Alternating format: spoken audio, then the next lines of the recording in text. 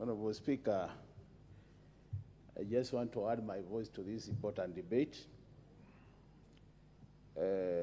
Honorable Speaker, I think there are some fundamental questions we need to ask ourselves as leaders in this country. Honorable Speaker, this is the only assembly where every part of this country is represented. Honorable Speaker, if you mentioned any village in this country, you realize that there is somebody who represents that village in this assembly.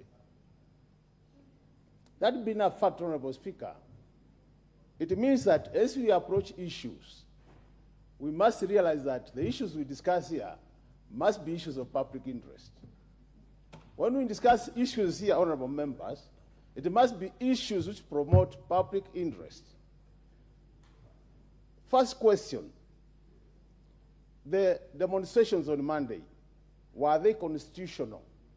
Is there a constitutional provision for them? The answer is yes. As there have been in the past, such demonstrations organized by the Azimio side, I normally call them processions, the earlier ones.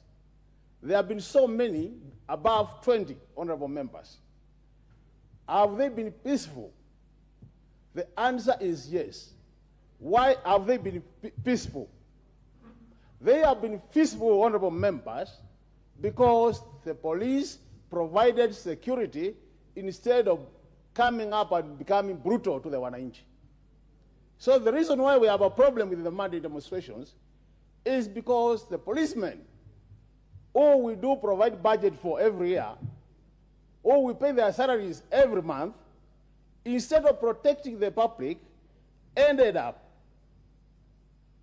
fighting, throwing tear gas, doing all such things you can imagine to the public. The question is, if the police behave the way they have been behaving in the past, in the other more than 20 processions, would there have been any problem? More likely the answer would be there would have no problem, Honorable Speaker. But Honorable Speaker, to me the most important question, and that's why I wish my friend Honorable Ichunga was in the House, Honorable Speaker. While I respect Honorable Kira, who is my good friend, if I were the one crafting this motion, Honorable Speaker, I would have asked for an adjournment motion, Honorable Speaker, to discuss the cost of living in this country. So that the ideas we are pushing in this House, Honorable Speaker, are issues will be coming from the majority side and the minority side, sharing experiences, sharing strategies, sharing all what can be done to bring the cost of living in this country down, Honorable Speaker. Honorable Speaker, there is a common thing in this country.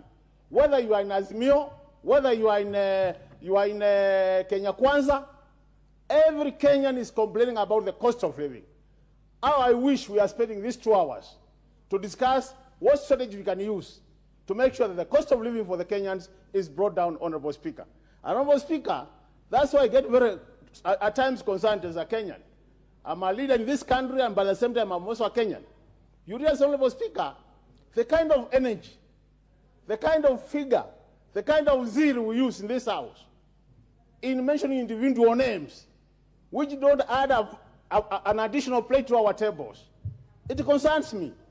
I wish we spend a lot of time discussing things, Honorable Speaker, which can change the lives of our people. Honorable Speaker, these demonstrations will continue forever so long as the issue of cost of living is not addressed in this country.